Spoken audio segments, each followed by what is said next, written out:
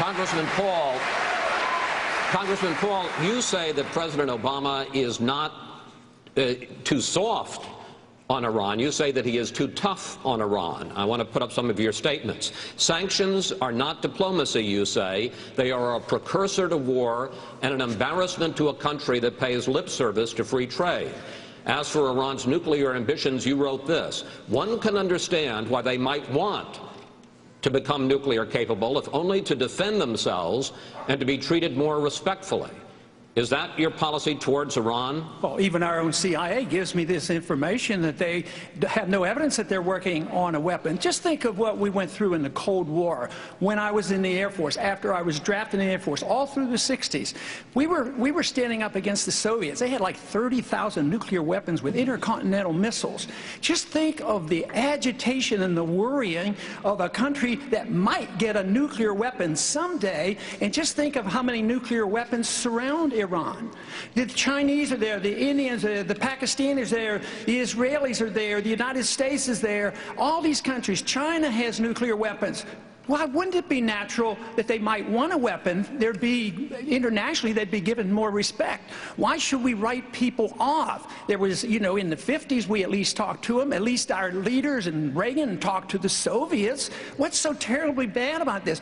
And people, countries that you put sanctions on, you are more likely to fight them. I say a policy of peace is free trade, stay out of their internal business, don't get involved in these wars, and just bring our troops home.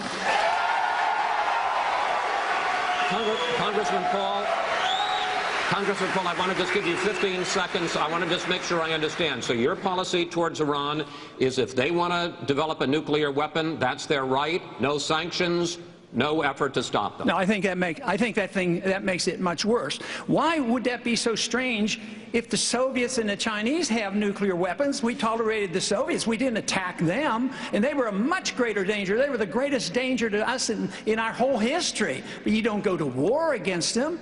I mean, this whole idea of sanctions, all these pretend free traders, they're the ones who put on these trade sanctions. This is why we still don't have trade relationships with Cuba. It's about time we talk to Cuba and stop fighting these wars that are about 30 or 40 years old.